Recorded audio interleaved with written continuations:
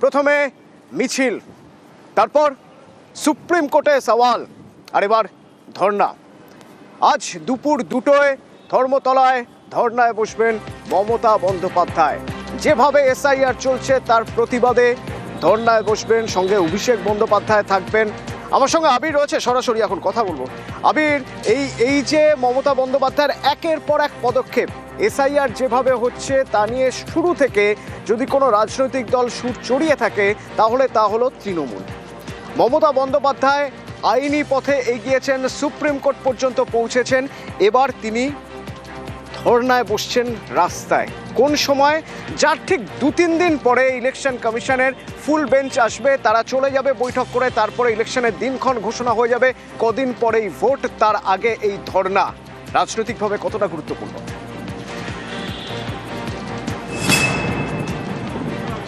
অতনু, সচিত্র পরিচয়পত্রের দাবি থেকে মানুষের ভোটাধিকার কেড়ে নেওয়ার যে চেষ্টা, যে বিষয়গুলোকে বারবার ধরে মানুষের ইস্যু তৈরি করে তৃণমূল কংগ্রেস রাস্তাতে নেমেছে, সেই প্রচেষ্টা বা অংশকেই 2026-এর বিধানসভা নির্বাচনের প্রাক্কালে আরও বেশি করে তৃণমূল কংগ্রেসের তরফ থেকে গোটা রাজ্যের বিভিন্ন জায়গায় এবং তার মধ্যে দিয়ে বাকি বিজেপি বিরোধী রাজনৈতিক দলগুলোর মধ্যে দিয়ে জাতীয় স্তরেও বেশি করে আলোকপাত করতে চাইছে হচ্ছে তৃণমূল কংগ্রেস। 2021-এর বিধানসভা নির্বাচন, 2024-এর তারপর লোকসভা নির্বাচন এবং ধাপে ধাপে যত বিধানসভা নির্বাচনের দিকে দিন এগিয়েছে, গত কয়েক বছর বা গত কয়েক মাস ধরে তুমি, আমি, বাকিরা সবাই আলোচনা করেছি যে প্রচারের ইস্যু বা অস্ত্র কি হতে চলেছে তৃণমূল কংগ্রেসের, যার ওপর ভিত্তি করে তারা 2026-এর বিধানসভা নির্বাচনে লড়াই করবে।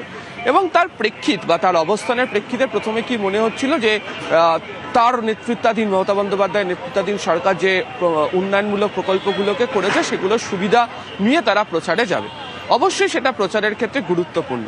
তো এই মুহূর্তে তারা মনে করছেন এই যে মানুষগুলি যারা রয়েছেন, যাদের কাছে তারা এই সুবিধা পৌঁছে দিচ্ছেন, সেই মানুষগুলোকে এই মুহূর্তে সব থেকে বড় যে অসুবিধার সম্মুখীন হয়ে দাঁড়াচ্ছেন সেটা হচ্ছে তাদের যে ভোটের অধিকার, সেই ভোটের অধিকার কোথাও গিয়ে ক্ষুণ্ণ হচ্ছে।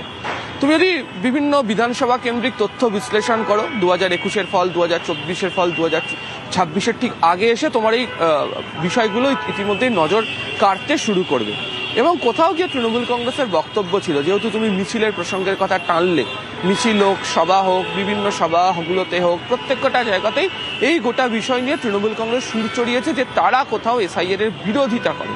তারা শুধু বলার চেষ্টা করেছে যে সময় নিয়ে হচ্ছে, যেভাবে হচ্ছে, যে প্রক্রিয়া অবলম্বন করে করার চেষ্টা করা হচ্ছে, তাতে কোথায় অসুবিধা, তাতে মানুষের কোথায় সমস্যা তৈরি হচ্ছে। এবং তার নিট ফল হিসেবে তারা বলছেন যে যেভাবে এখনো পর্যন্ত এত সংখ্যক মানুষকে বিচারাধীন অবস্থাতে রেখে দেওয়া হয়েছে, এত মানুষের নাম বাদ গেছে, জীবিতদের মৃত বলে দেখানো হয়েছে, সেই বিষয় নিয়ে তারা সরব হচ্ছেন।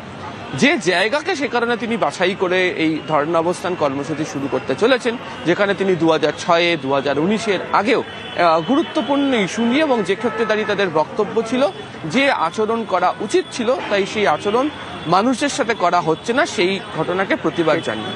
ফলে মেট্রো চ্যানেলের এই জায়গাটি অত্যন্ত গুরুত্বপূর্ণ এবং সেই গুরুত্বপূর্ণ জায়গা থেকেই এই যে মানুষের ভোটাধিকারের কেড়ে নেওয়ার চেষ্টা, এই বার্তাই গোটা রাজ্যের মানুষের কাছে বিধানসভা নির্বাচনের একেবারে সর্বোচ্চ পর্যায়ের প্রচারের ক্ষেত্রে তৃণমূল কংগ্রেস নিয়ে যেতে চায়। এবং তিনি কার্যত পরিষ্কার করেছেন, স্পষ্ট করেছেন যে এই মুহূর্তে এসআইআরই একমাত্র ইস্যু, মানুষের ভোটাধিকার যেভাবে কেড়ে নেওয়ার চেষ্টা করা হচ্ছে সেটাই একমাত্র ইস্যু এবং সেটাকে নিয়ে মানুষের কাছে তারা পৌঁছবেন। ফলে এই ধর্ণা অবস্থান কর্মসূচি থেকে হয়তো আগামী কয়েক ঘন্টার মধ্যে তৃণমূল কংগ্রেস একাধিক পরবর্তী রাজনৈতিক পদক্ষেপ বা কর্মসূচিও ঘোষণা করে দিতে পারে। ফলে নির্বাচন কমিশনের আসা বা না আসা, ভোট ঘোষণার দিনক্ষণ ঘোষণা হওয়ার দিন সম্পর্কে আন্দাজ করা বা না করা, এর বাইরেও বৃহত্তর অংশে দাঁড়িয়ে তৃণমূল কংগ্রেস কার্যত বিধানসভা নির্বাচনের পুরো দস্তুর নির্বাচনী প্রচার যাকে বলতে পারা যায়, এই এসআইআরকে সামনে রেখে এই মেট্রো চ্যানেল থেকে মমতা বন্দ্যোপাধ্যায় সহ তৃণমূল কংগ্রেসের শীর্ষ নেতা নেত্রীরা শুরু করে দিচ্ছেন। অতনু।